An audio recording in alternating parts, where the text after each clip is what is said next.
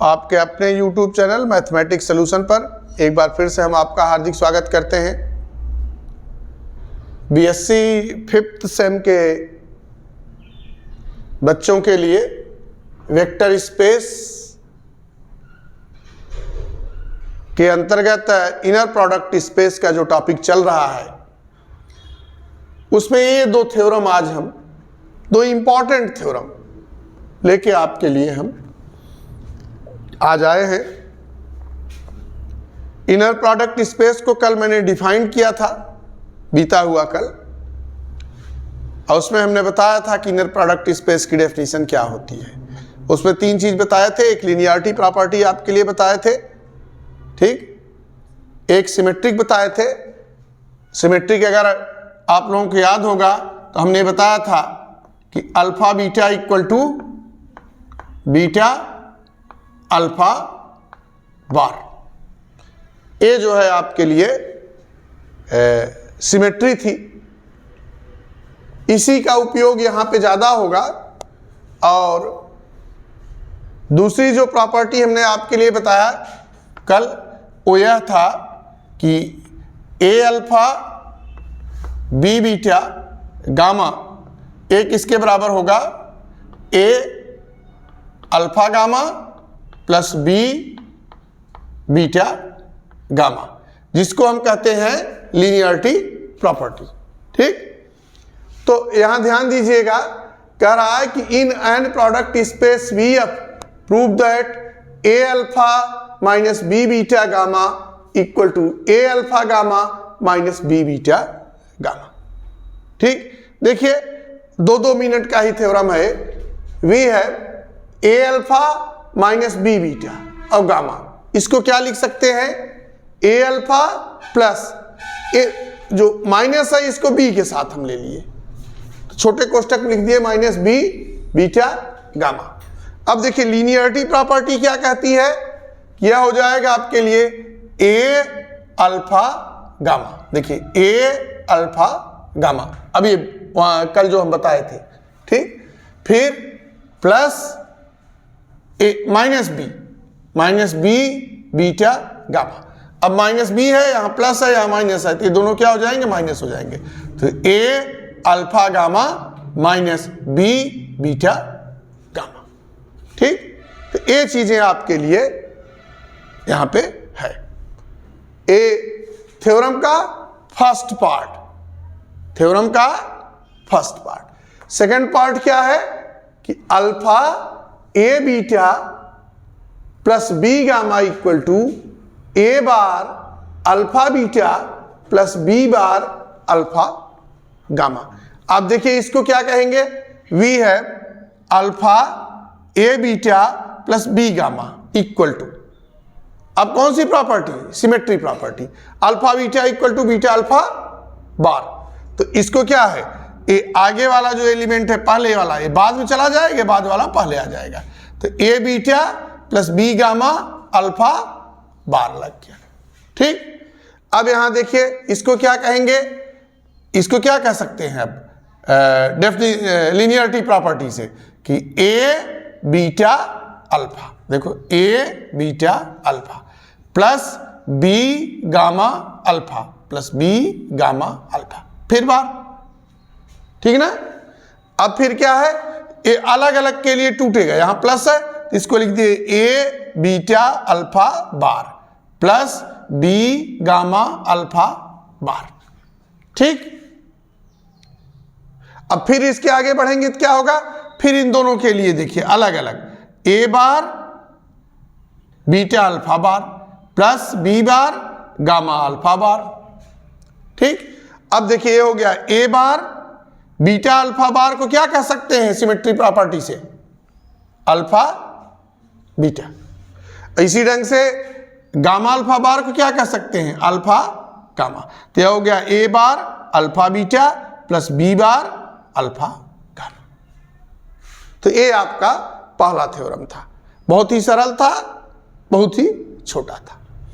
अब आ जाइए इस सेकेंड थ्योरम पे, क्या है, in an inner product space V F prove that norm of alpha is equal to or greater or equal to 0 and norm of alpha equal to 0 if and only if alpha equal to 0। ये आपके लिए दिया है, यही चीज हमको show करना है। ये दिया है कि norm of alpha is greater और इक्वल टू 0। हमको यही दिखाना है कि norm of alpha equal to 0 if and only if alpha equal to 0। ठीक, अब एक चीज देखिए, एक चीज देखिए यहां पे हम क्या कह सकते हैं, we have norm of alpha equal to, कल डिफाइन किए थे पॉजिटिव स्क्वायर रूट, यही ना, तो ये हो गया रूट अल्फा अल्फा। अब जब स्क्वायर कर दिए दोनों तरफ तो क्या होगा, this implies norm of alpha square equal to alpha alpha.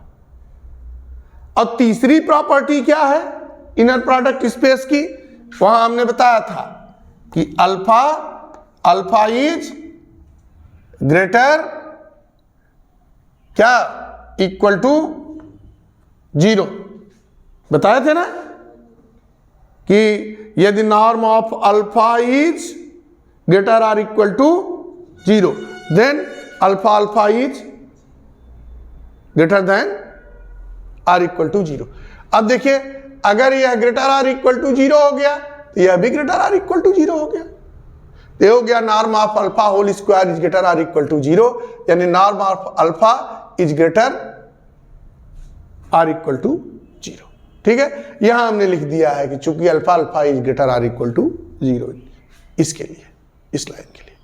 अब देखिए also alpha alpha equal to 0, ठीक है, ये क्या शो करेगा, ये कब होगा, अल्फा अल्फा इक्वल टू 0 तब होगा जब अल्फा इक्वल टू 0, और अल्फा इक्वल टू 0 कब होगा, जब अल्फा अल्फा इक्वल टू 0। ठीक, तो यहां से देखिए इसको क्या कह सकते हैं, यह आपके लिए है norm of alpha square equal to 0 if and only if alpha equal to 0। अब देखिए that is norm of alpha equal to 0 if and only if alpha equal to 0। ये आपका पहला पार्ट हो गया। ठीक, कुछ खास नहीं है, जिसको इनर प्रोडक्ट स्पेस की डेफिनेशन याद है, ठीक है, वो इसको इजीली समझ लेगा। कल मैंने इसीलिए नॉर्म के डेफिनेशन और इनर प्रोडक्ट स्पेस दोनों के डेफिनेशन पे समय दिया था। ठीक, अब आ जाइए इसका दूसरा पार्ट कि norm of a alpha equal to mod of a into norm of alpha. अब एक चीज देखिए, नॉर्म ऑफ ए अल्फा किसके बराबर हो गया, ए अल्फा ए अल्फा। ठीक, अब देखिए यहां पे ध्यान दीजिएगा, यही एक लाइन केवल समझने वाली है। ठीक, ए अल्फा, अगर ध्यान से देखो तो यही फॉर्म है, कौन सा, देखिए